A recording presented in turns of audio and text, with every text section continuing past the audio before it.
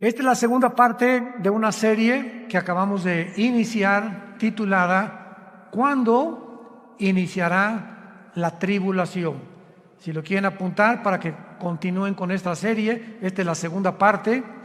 En la primera parte que compartí hace algunas horas, pues di un panorama geopolítico de toda la situación que ha suscitado la invasión a Ucrania, la alianza rusa, China, iraní y Turquía, profetizada hace 2700 años, la forma como el mundo se ha desarticulado a tal grado donde pues ya realmente la gente están como borreguitos, siguiendo todo lo que se les dice, sin investigar, sin usar el sentido común, sin consultar con expertos acerca de todo lo que está pasando. En fin, vivimos un mundo muy difícil.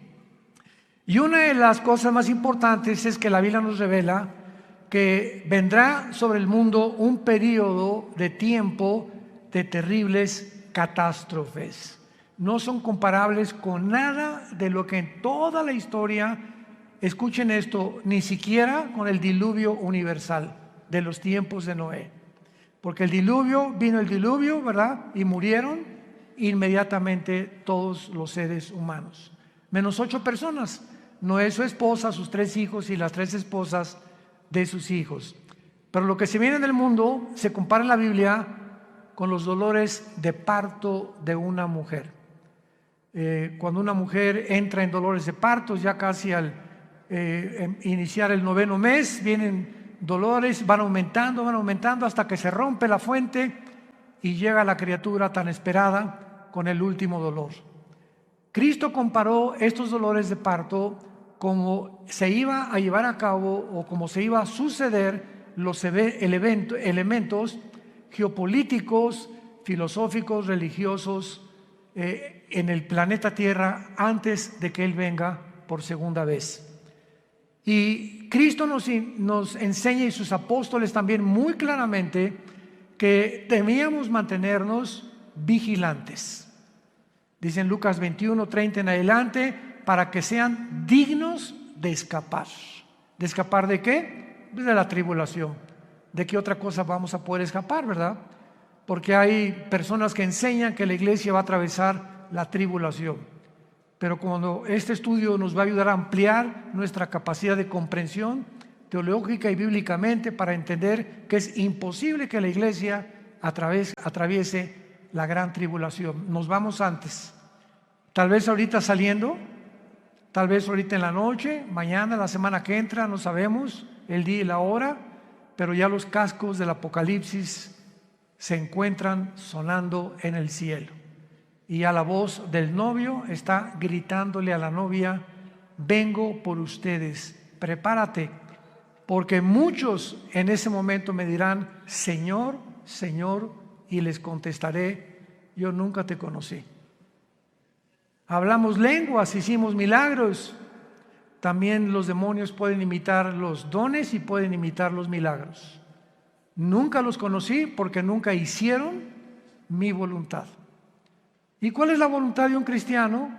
Bueno, cuando se formó la iglesia, desde el inicio de la iglesia, Hechos 1:8, y recibirán poder cuando haya venido el Espíritu Santo y me serán testigos. Entonces, la voluntad de Dios es que tú y yo y todos los que seguimos a Jesús hablemos del amor de la cruz.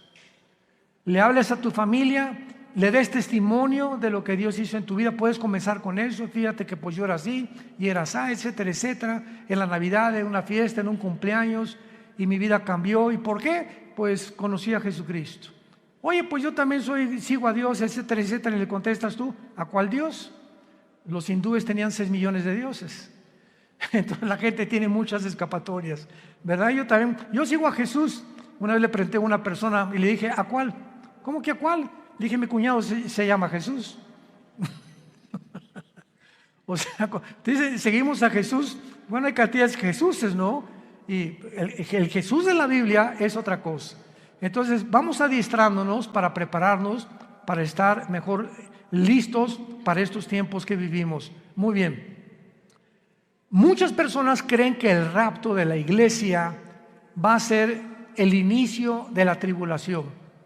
O sea, desaparecemos del mundo millones de personas y en ese momento comienza el anticristo a confirmar un pacto con los judíos y con varias naciones árabes. Sin embargo, no es eso lo que enseña la Biblia. El principal propósito de la tribulación, y la tribulación no se inicia con el rapto de la iglesia. Podemos irnos, por ejemplo, hoy en la noche en el rapto de la iglesia, viene Cristo mañana por nosotros, y pueden pasar un mes, 2 meses o tal vez un año cuando comience la tribulación. Entonces no necesariamente viene el rapto e inmediatamente comienza la tribulación. La tribulación, los que quieran apuntar, comienza, tiene su inicio cuando el anticristo confirme un pacto de paz con la nación de Israel y con naciones árabes. Abran sus Biblias en el libro de Daniel, capítulo 9, versículo 27. Daniel 9, versículo 27. En este capítulo 9 de Daniel, de los versículos 24 al 27, se encuentra la famosa semana 70 de Daniel. Porque hace 2600 años, Daniel se encontraba en Babilonia cuando comenzó a leer al profeta Jeremías. Y Daniel descubre, leyendo el profeta Jeremías, de que el exilio o todo ese tiempo en que Nabucodonosor se llevó a los judíos a Babilonia, los 70 años de exilio estaban por terminar. Y Daniel se sorprendió, era un hombre de Dios que oraba 3 veces al día, en la mañana, en la tarde y en la noche. Estamos hablando de 1 a 2 horas diarias, perdón, en cada término de su oración. Entonces se hinca Daniel en el capítulo 9 y comienza a orar a Dios. Señor, ya va a terminar la cautividad babilónica. Jeremías profetizó que serían 70 años y como él era un hombre que estudiaba la Biblia, como muchos cristianos, me espero que lo estén haciendo, estaba consciente de lo que iba a pasar. Entonces Daniel, después de orar, Dios le manda un ángel y el ángel baja del cielo y antes de que el ángel llegue a Babilonia o a donde estaba Daniel, Satanás envía a otro principado, al principado tal vez de Grecia o de Persia, para impedir que el ángel que mandaba Dios llegara a la tierra y le diera a Daniel el programa o la respuesta de cuánto faltaba para que Dios terminara con la nación de Israel. Entonces hay una guerra en el cielo, está en el capítulo 10 de Daniel, hay una guerra en el cielo. Finalmente el ángel llega hasta donde era Daniel y el ángel le revela a Daniel todo el programa cronológicamente de la nación de Israel. Porque todo el Antiguo Testamento, el pueblo de Dios es Israel. El Nuevo Testamento es la iglesia. Y la iglesia no es Israel, ni Israel es la iglesia. Son 2 entidades completamente diferentes. Israel no era el cuerpo de Cristo como se formó con la iglesia. Nosotros somos el cuerpo de Cristo. Israel era la esposa del Padre y Dios se divorcia, le da cartas de divorcio a Israel y hasta el momento Israel, el antiguo pueblo de Dios, se encuentra en la banca y Dios forma a una entidad nueva que se llama la iglesia desde hace 2000 años después de la resurrección de Jesucristo y desde el día de Pentecostés. Entonces la iglesia es una entidad completamente diferente de Israel. Entonces Dios, el ángel le dice a Daniel, Daniel, Dios tiene 490 años en su programa para terminar con la nación de Israel. Y la palabra que se usa aquí son 70 semanas.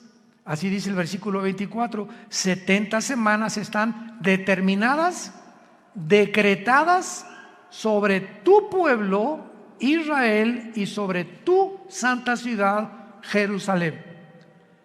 Los judíos tenían semanas de días y tenían semanas de años.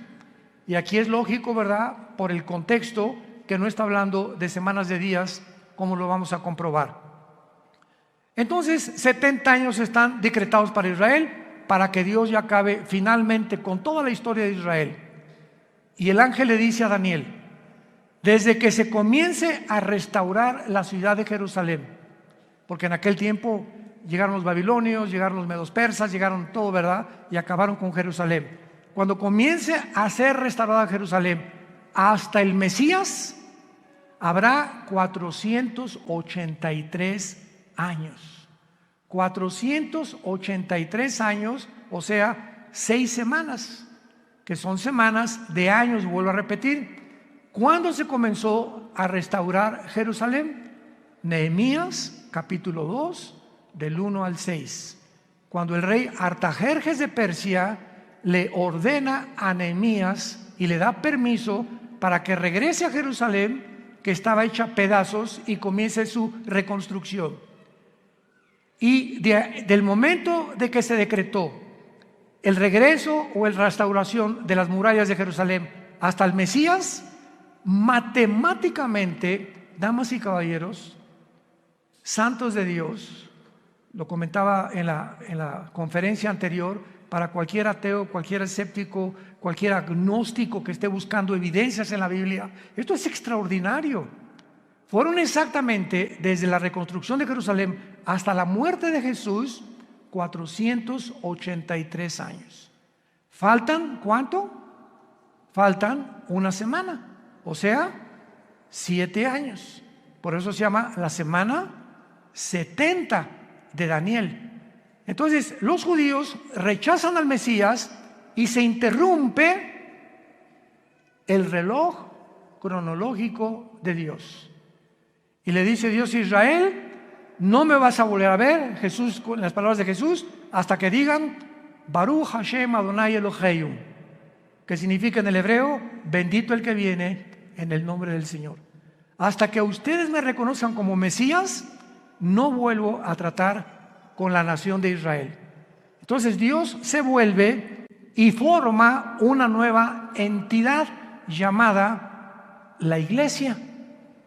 Y la palabra iglesia, eclesia en el griego, significa los que Dios llama fuera del mundo espiritualmente.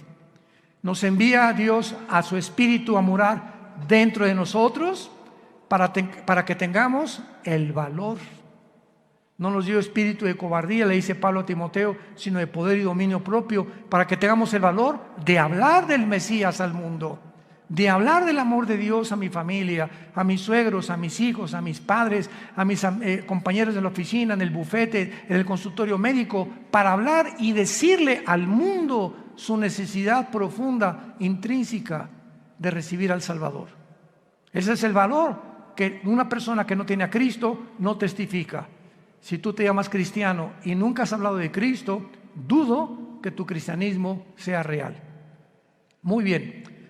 Entonces, esta semana que le falta Dios a tratar con Israel, se interrumpe por el periodo o la dispensación de la época de la iglesia, que tiene que durar 2000 años.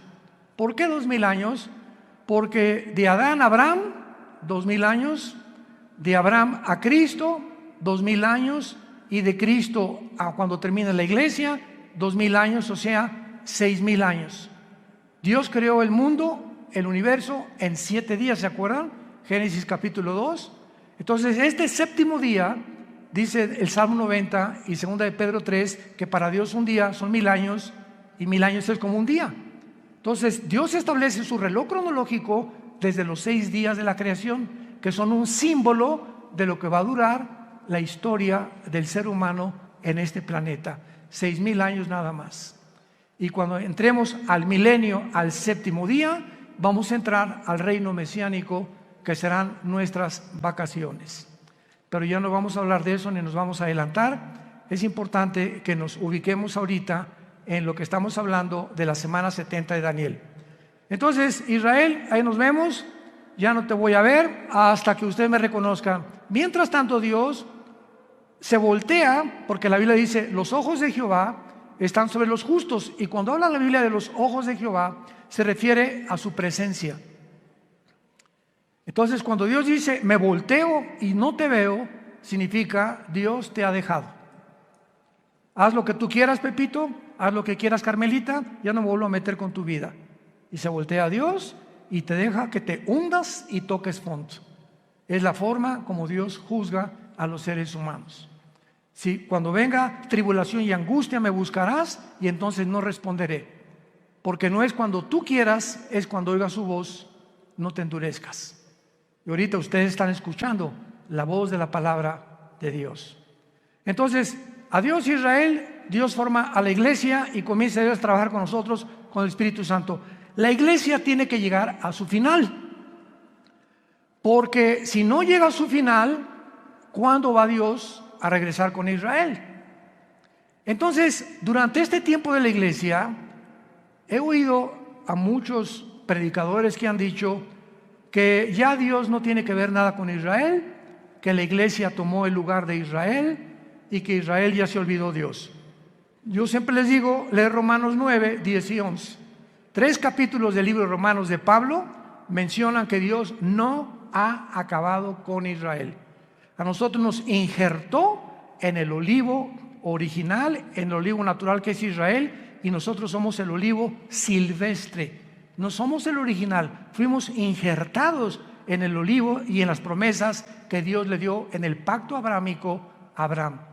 Entonces todas las promesas que Dios tenía para Israel se vuelven a favor de nosotros, menos la promesa de la tierra, porque la promesa de la tierra que Dios le dio a Israel se va a cumplir en el reino mesiánico.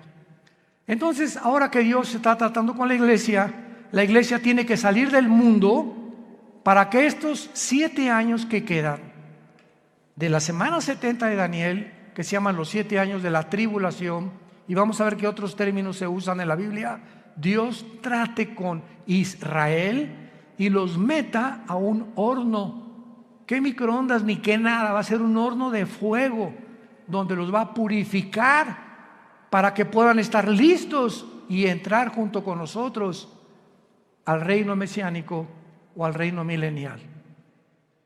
Pero veamos el versículo que más nos interesa, que es el versículo 27 de Daniel 9. Y por otra semana, o sea, por otros 7 años, ahí está la semana 70 de Daniel, es la semana que falta para Israel, que son los 7 años de la tribulación. Y por otra semana está hablando del anticristo. Confirmará el pacto con muchos. A la mitad de la semana hará cesar el sacrificio y la ofrenda, y después, con la muchedumbre de las abominaciones, vendrá el desolador, que es el anticristo, hasta que venga la consumación y lo que está determinado se derrame sobre el desolador. Santos de Dios, este versículo 27, por eso la Biblia es más moderna que el periódico de mañana en la mañana. La Biblia es más moderna que cualquier noticia que el mundo pueda sacar, porque todo Dios lo puso con anticipación para que cuando suceda nos acordemos que Dios es el Dios que conoce el futuro. Y ese es el verdadero Dios al quien tú y yo estamos sirviendo. Noten ustedes, hablando del anticristo, versículo 27, y vamos a traducirlo, por 7 años el anticristo va a confirmar, no a afirmar. ¿Ya lo vieron? Confirmar un pacto. Esto significa que cuando nos vayamos nosotros y el anticristo se siente con los rabinos judíos o con los gobernantes de Israel actuales, o no sabemos quiénes serán, para firmar un pacto, confirmar un pacto, estos gobernantes judíos van a aceptar que este hombre les garantice la paz por 7 años, por la semana 70 de Daniel, que son 7 años. Entonces el anticristo les va a decir: por 7 años les garantizo que ninguna fuerza externa, ningún poder, ni Rusia, ni China, ni nadie los va a atacar. Pero al mismo tiempo dice: confirmará el pacto con muchos, aparte de Israel. ¿Quiénes son estos muchos? Las naciones árabes, que han sido su principal enemigo de Israel. Ahora, qué maravilloso.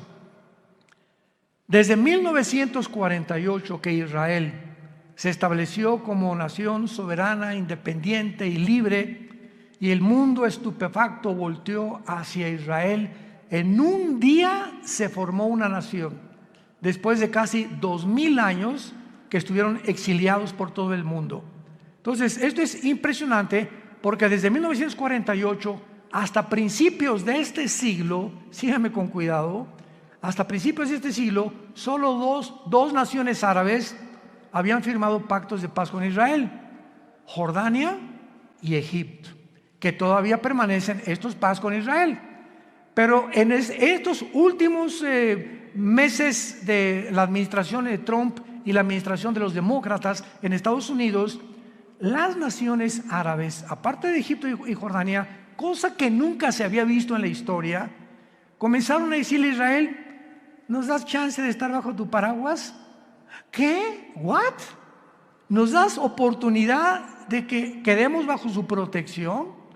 ¿Cómo? ¿Qué hizo que las naciones árabes comenzaran? Bahrein, los Emiratos Árabes Unidos, Sudán, Marruecos, le estén pidiendo ayuda a Israel a entrar en lo que se llama el Acuerdo de Abraham, que firmó Israel con los Emiratos Árabes, con Bahrein, puras ciudades árabes, y últimamente ya son casi 6 o 7 naciones árabes que están bajo el paraguas de Israel por causa de Irán. Porque Irán comienza a bombardear a Arabia Saudita hace 1 o 2 años, a sus pozos petroleros, y Estados Unidos no interviene, ni tampoco Israel, porque Israel no tiene ningún pacto con Arabia Saudita, es la nación más grande de toda la península arábica. Entonces se dan cuenta los árabes que si Estados Unidos no los protege ya, solamente les queda la aviación y el ejército de Israel, que es el ejército más poderoso del mundo entero. Así de chiquititos, pero bien picosos. Entonces comienzan a pedirle ayuda a Israel: oye, vamos a un acuerdo. Israel feliz, ¿verdad? Porque ahora Israel les da protección y se están protegiendo más y más y más. Y cuando dice que el anticristo va a firmar con Israel y con muchos, ya son 7 naciones árabes las que han firmado el Acuerdo de Abraham. Falta Arabia Saudita. Y Arabia Saudita, ahora que vino el presidente Biden a Arabia, todo el mundo, primero fue Israel, después fue Arabia, todo el mundo estaba esperando porque él venía a eso. Pues vamos a convencerlos de que firmen y se unan a Israel. Pues el jeque de Arabia Saudita le dijo al presidente Biden: no vamos a firmar ningún tratado de paz con Israel, porque tenemos una sola condición: cuando Israel haga la paz con los palestinos y Israel le permita a los palestinos poner un estado palestino dentro de Israel, firmamos el Acuerdo de Abraham, cosa que los judíos nunca van a hacer. Así que le están pidiendo, ¿verdad?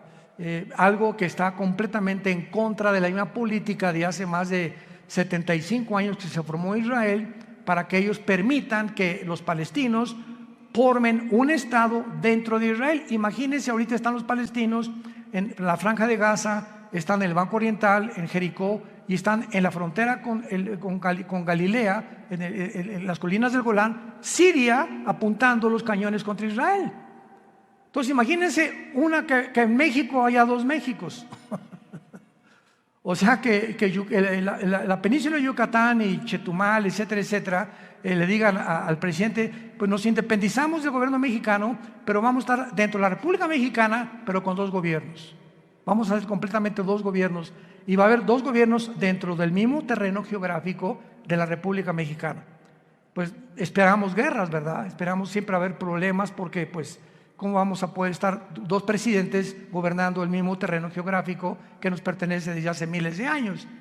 Entonces Arabia Saudita está ahorita completamente descansando, ¿verdad? Está en pausa hasta que Israel le conceda a los palestinos tener una nación dentro de Israel, cosa que va a suceder.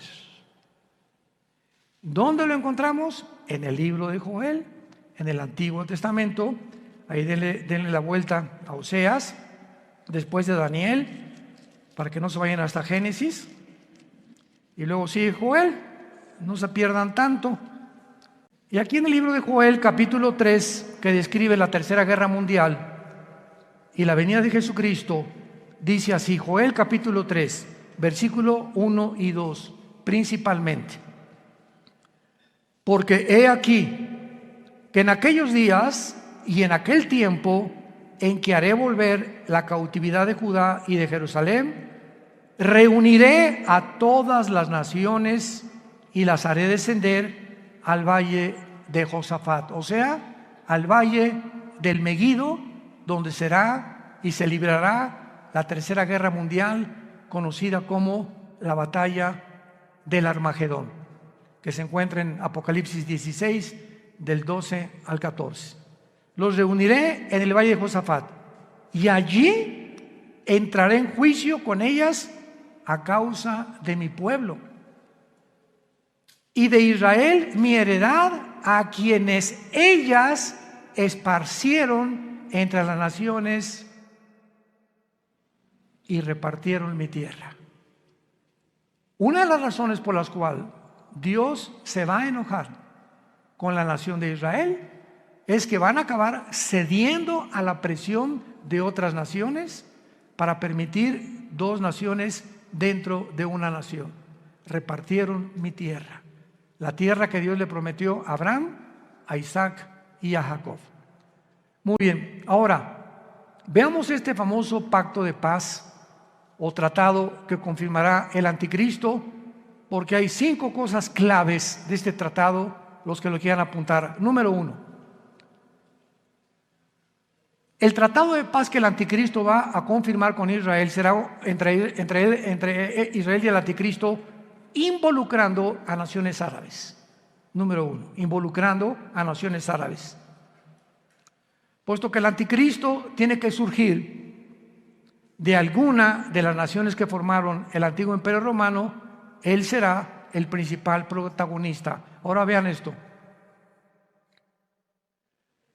Para los judíos el anticristo va a ser casi como un Mesías, porque para que hayan confiado que nadie los va a agredir y para que el anticristo tenga el poder de detener a naciones que sean contra Israel, es porque el anticristo va a ser un personaje sobrenatural, controlado por un principado completamente angelical, un principado de Satanás.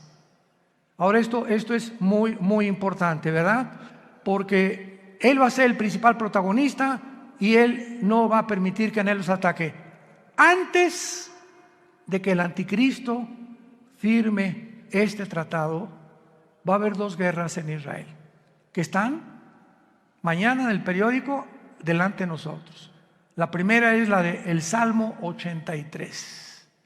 El Salmo 83 profetizó hace 3000 años que las naciones árabes que forman el círculo cercano a Israel, Egipto, Jordania, el Líbano, Irak y Siria, van a tratar de aniquilar a Israel por segunda o tercera o cuarta vez. Lo intentaron en el 48 cuando regresaron.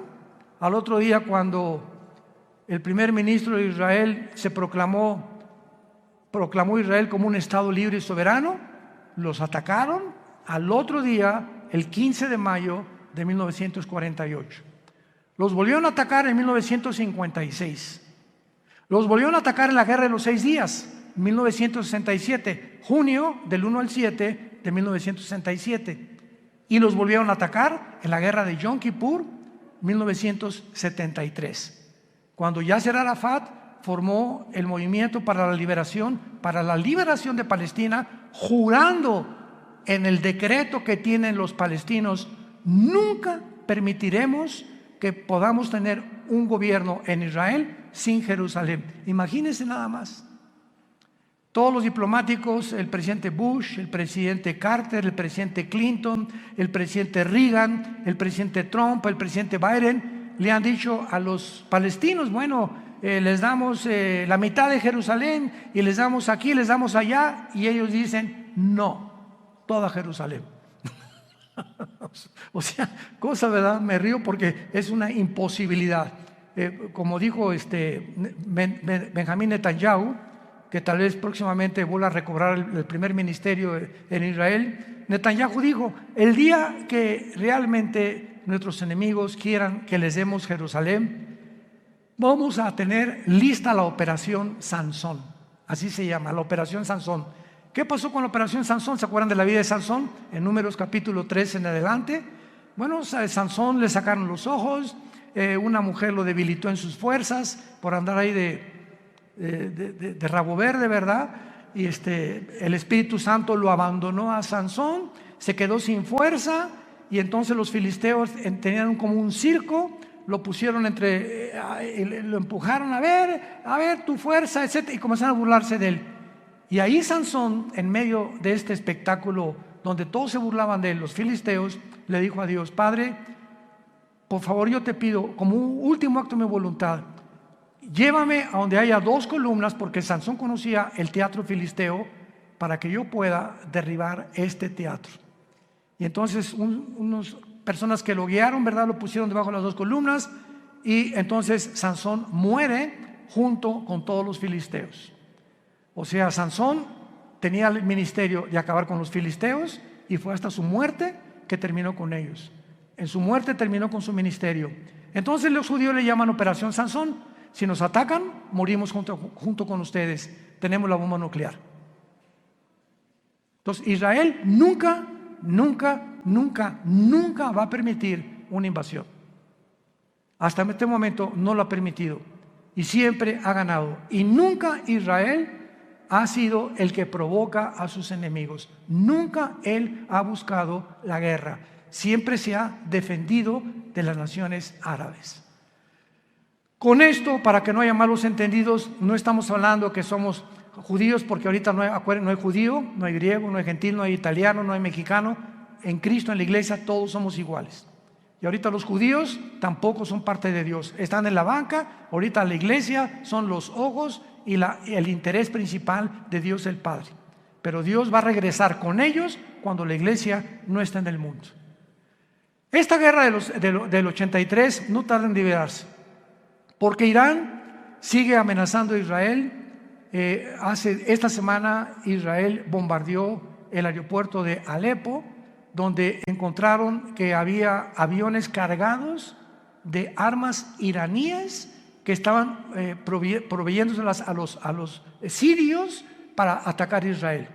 Entonces, ahorita Israel anda, ¿verdad?, pero con los ojos abiertos, con sus aviones F-35 vigilando por todos lados, que no haya movimientos de armas de Irán, principalmente a Líbano, a Siria o a Irak, porque son las naciones donde Irán tiene la supremacía. Irán ahorita sostiene a Hezbollah, el grupo terrorista más grande del mundo en el Líbano, sostiene a los Houthis en Yemen, en la península arábica, y sostiene al grupo de Hamas en la franja de Gaza o en la franja de los palestinos. Así que Irán ahorita es el peligro número 1 del Medio Oriente, y es el que va a iniciar esta guerra para que ataquen a Israel. Muy bien. Después de esta guerra, que tal vez nosotros la vayamos a oír en estos días, porque ya no tarda ahorita con tantos viajes que está bombardeando Israel y a Siria e Irán, y van a tener que responder, y se va a armar un conflicto bélico muy grande. Israel va a volver a ganar, de acuerdo al Salmo 83, va a volver a ganar. Y después de la guerra del 83, viene la guerra de Gog y Magog. Ezequiel 38 y Ezequiel 39, en el Antiguo Testamento. ¿Cuál es la guerra de Gog y Magog? Cuando Putin vea que ya los judíos vencieron a los árabes, ahorita Putin está reuniendo a todas las naciones islámicas del mundo entero bajo su sombrilla. Y bíblicamente, en Ezequiel 38, las naciones que van a estar en la región de Magog. Magog es una zona geográfica que comienza desde Finlandia, el mar Báltico, baja por Ucrania. Ucrania pertenece a Magog, por eso nunca se va a salir Putin de Magog, de Ucrania jamás. Kirguistán, Uzbekistán, Kazajistán, Afganistán, Pakistán y todas las regiones del mar Báltico y del mar Negro que están al sur de Rusia, que se dividieron de Rusia en 1991, cuando el comunismo cayó, se perdió en Rusia, la Unión Soviética, el 30% de su territorio, que son todas estas naciones que ahora son independientes de Rusia. Pues Putin, su propósito es reunirlas a todas, y todas son musulmanas, menos Ucrania. Todas son musulmanas, menos Ucrania. Y todas estas naciones se van a unir después de la guerra del 83 para venirse en contra de Israel. Qué interesante que Putin tenga semanas buscando alianzas con todas estas naciones. Ya está en Kazajistán, acaba de salir de Kazajistán hace algunos días y va a comenzar a recorrer o a hacer una campaña para unir estas naciones y se cumpla Ezequiel 38 y 39, que será la guerra de la antesala de la guerra del Armagedón. Y pienso de una forma particular que estas dos guerras, la del Salmo 83 y la de Ezequiel 38 y 39, van a suceder antes de que nos vayamos de este mundo. Es posible que veamos y seamos testigos de estas dos invasiones. Y el anticristo, viendo que otra vez derrota Israel a Rusia, porque viene de Rusia con Gog y las naciones musulmanas, entonces el anticristo va a ser el papucho de papuchos. Y ya no va a haber nadie que le pueda hacer frente en el mundo entero, porque ya acabó Rusia, ¿verdad? Ya acabaron las naciones árabes, el primer círculo, los musulmanes ya no van a tener el poder para poder atacar a Israel. Y entonces el anticristo va a erigirse como el dictador número uno del mundo entero, y el anticristo va a unir Europa con el Medio Oriente. Se van a formar dos continentes, Asia, Medio Oriente y Europa, en una mezcla. Daniel capítulo 7, los 10 cuernos y los 10 dedos de la estatua de Nabucodonosor, y de entre estas 10 naciones, 5 de Europa y 5 del Medio Oriente, dentro de una de ellas, Daniel 7 dice, surgirá el anticristo. Así que no especulemos que el anticristo es el Papa, o que Obama tiene cara del anticristo también, o que el príncipe Felipe por aquí por allá, o que Gorbachov se murió hace 3 días, así que tampoco podía ser el anticristo. Decían que porque tenía un lunar aquí era el 666. Bueno, ha habido tantas especulaciones, ¿no? Nunca sabremos cuándo va a surgir el anticristo hasta que oigamos, pongan atención, santos de Dios, hasta que oigamos, se formó un G10, ahorita hay un G7.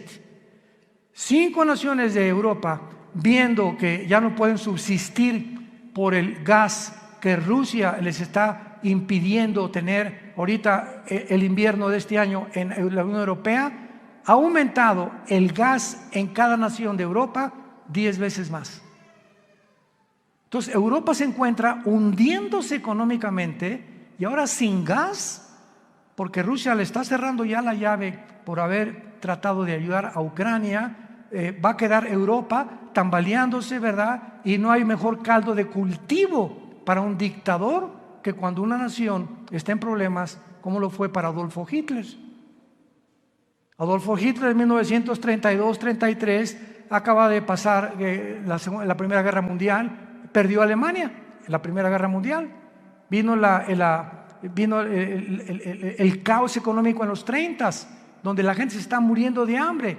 Y en medio de este caos, Alemania estaba llena de comunistas, porque el comunismo comenzó en el 93 con los bolcheviques, con Lenin. Estaba sin trabajo, no había fábricas, y llega Hitler y crea la Volkswagen, que significa el carro del pueblo.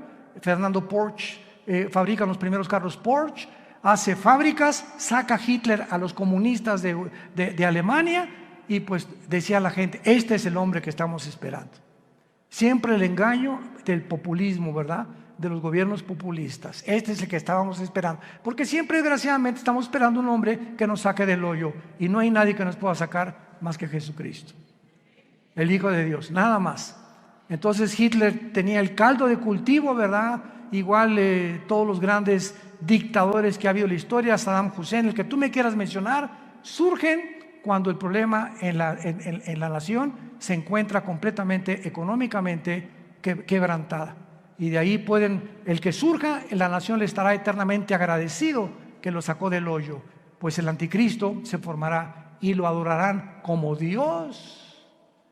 De los milagros va a solucionar el problema de Europa, va a solucionar el problema del Medio Oriente, va a solucionar el problema de África, va a solucionar el problema del hambre, del clima y de todos los problemas que ahorita han sido insolubles. El anticristo tendrá la sabiduría, la destreza, el poder de poder realizarlo.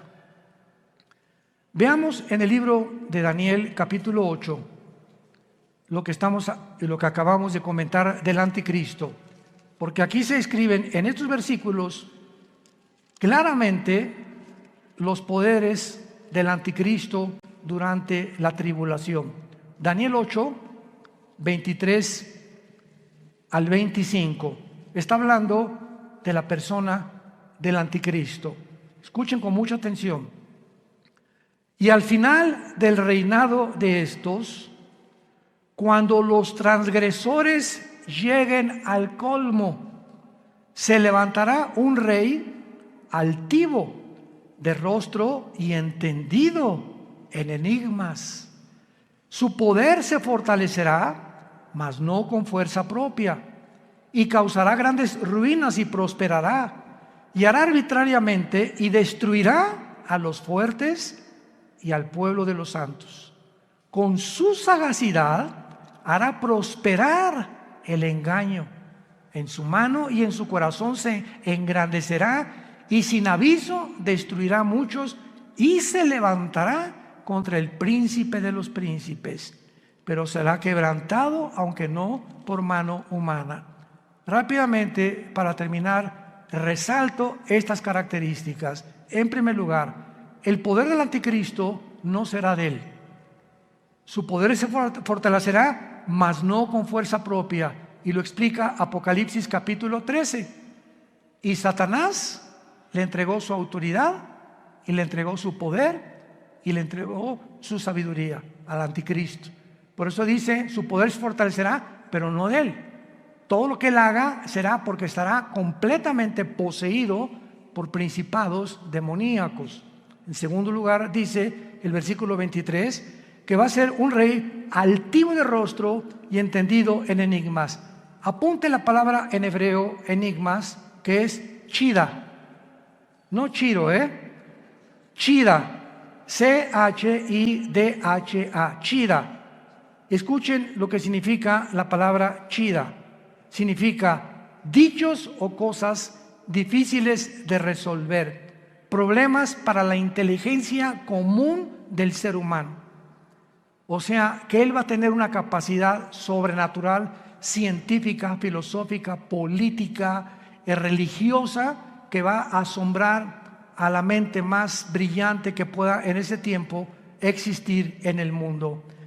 Entendido en enigmas, su poder se fortalecerá, prosperará y hará arbitrariamente y destruirá a los santos con su sagacidad. Esta palabra sagacidad es la palabra sekel en el hebreo, S y con K, sekel, apúntala, que significa inteligencia para resolver crisis. Con su inteligencia para resolver crisis hará prosperar el engaño.